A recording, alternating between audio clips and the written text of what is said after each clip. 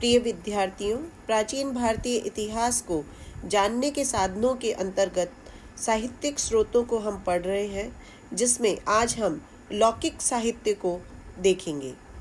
लौकिक साहित्य के अंतर्गत वे ग्रंथ आते हैं जिनका मूल विषय ऐतिहासिक न होकर अन्य विषयों का प्रतिपादन है, जैसे राजनीति, व्याकरण, ज्योतिष, नीतिशास्त्र आदि। कौटिल्य का अर्थशास्त्र इस श्रेणी के अंतर्गत आने वाला सर्वाधिक महत्वपूर्ण ग्रंथ है, जिसमें मौर्यकालीन प्रशासन पर पर्याप्त प्रकाश पड़ता है।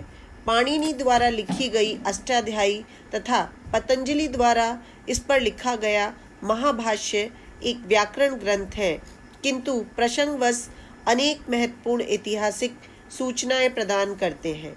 पतंजलि के महाभाष्य में यवनों द्वारा साकेत तथा मध्यमिका पर आक्रमण का उल्लेख मिलता है। गार्गी संहिता में भी यवन आक्रमण की चर्चा मिलती है। अर्ध ऐतिहासिक साहित्य की श्रेणी में वे ग्रंथ आते हैं जिनका कथानक ऐतिहासिक है, लेकिन उनकी विषय वस्तु का निर्वाह काल्पनिक या नाटकीय तरीके से किया गया है। इन ग्रंथों में मुख्यतः उल्लेखनीय है विशाखदत्त का मुद्रा राक्षस, कालिदास का रघुवंश एवं मालविकाग्निमित्र, सोमदेव का कथा सरित सागर एवं क्षेमेंद्र की वृहत कथा मंजरी। विशाखदत्त द्वारा लिखित नाटक मुद्रा राक्षस, जो 6ठी शताब्दी ईस्वी में लिखा गया था, इसमें मुख्यतः चाणक्य द्वारा नंद राजा को हटाकर चंद्रगुप्त मौर्य को गद्दी पर बिठाने की राजनीतिक पृष्ठभूमि है। इसमें चाणक्य ने नंद राजा के मंत्री राक्षस को अपनी ओर मिलाने के लिए अपनाए गए कूटनीतिक षड्यंत्रों का अच्छा वर्णन दिया गया है। कालिदास के रघुवंश, जिसकी रचना संभवतः 4ठी शताब्दी ईस्वी में हुई थी, गुप्त राजा समुद्रगुप्त की दिग्विजय की झलक मिलती है। कालिदास के नाटक मालविकाग्निमित्र में पुष्यमित्र शुंग के अश्वमेध यज्ञ एवं पुष्यमित्र शुंग के पुत्र वसुमित्र द्वारा सिंधु के दक्षिणी तट पर यवनों को पराजित करने का उल्लेख मिलता है।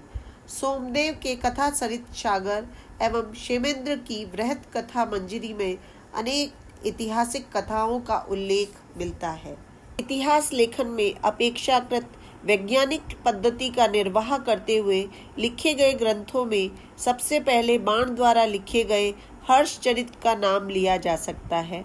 बाणभट्ट ने, जो हर्ष का समसामयिक था, अपने ग्रंथ में वर्धन वंश का आरंभिक इतिहास तथा अपने संरक्षक शासक हर्षवर्धन का जीवन वृत्तांत दिया है। यद्यपि इस ग्रंथ में हर्ष की पूरी जीवनी नहीं मिलती, तथापि उसके जीवन से संबंधित अनेक महत्वपूर्ण घटनाओं का विवरण हमें इस ग्रंथ में मिलता है, जिसकी पुष्टि अभिलेखीय साक्ष्यों से होती है। ऐतिहासिक ग्रंथों में सबसे अधिक महत्वपूर्ण कल्हण रचित रास तरंगिणी है, जिसकी रचना 1148 ईस्वी में आरंभ हुई थी। यह किसी एक शासन वंश का नहीं, अपितु कश्मीर का सामान्य इतिहास है। इसमें पूर्ववर्ती शासन वंशीय इतिहासों को भी स्रोत बनाया गया है और लेखक इस बात के प्रति सचेत रहा कि घटनाओं का यथारूप विवरण ही दिया जाए। यह सत्य है कि ऐतिहासिक ग्रंथों में जीवन चरित्र तथा इतिहास के साथ जनश्रुतियों का भी मिश्रण है, किंतु ऐतिहासिक अध्ययन हेतु भी इसमें प्रचुर सामग्री मिलती है। अन्य ऐतिहासिक ग्रंथ हैं वाक्पति राज कृत गौडवहो, जिसमें कन्नौज के राजा यशोवर्मन की दिग्विजय का वर्णन मिलता है। विल्लण के विक्रमांक देव चरित से कल्याणी के परवर्ती चालुक्य नरेश विक्रमादित्य की उपलब्धियां जानकारी में आती हैं। पद्मगुप्त परिमल का नव सहसांक चरित, जो परमार वंश के इतिहास पर प्रकाश डालता है।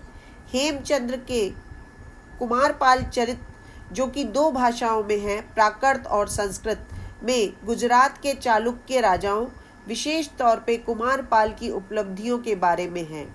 जयानक रचित पृथ्वीराज विजय, चौहान राजाओं, संध्याकर नंदी का रामचरित पाल राजाओं और आनंद भट्ट कृत वल्लाल चरित सेन वंश के इतिहास पर प्रकाश डालते हैं।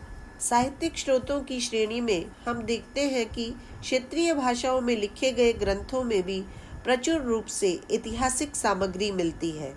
ऐसे साहित्य में सर्वप्रथम दक्षिण भारत का प्राचीन तमिल संगम साहित्य उल्लेखनीय है, जिसकी रचना ईसा की प्रथम 3 शताब्दियों में की गई थी। संगम साहित्य से हमें दक्षिण भारत के प्राचीन राजवंशों चेर, चोल और पांड्य के वंशों की जानकारी तथा तत्कालीन सामाजिक, आर्थिक और जीवन के बारे में महत्वपूर्ण सूचनाएं मिलती हैं। साहित्य में 2 प्राचीन महाकाव्य हैं, शिल्पाधिकारम एवं मणिमेखलई, जिनसे ऐतिहासिक सूचनाएं मिलती हैं। परवर्ती काल में दक्षिण भारत में राजाओं के जीवन चरित्र भी लिखे गए, जिनमें प्रमुख हैं नंदी कल कंबकम, जिसमें पल्लव राजा नंदी वर्मा तृतीय की उपलब्धियों का वर्णन है, और दूसरा है कलिंगतुपर्णी, जिसमें चोल राजा कुलोत्तुंग प्रथम की कलिंग विजय का विवरण मिलता है।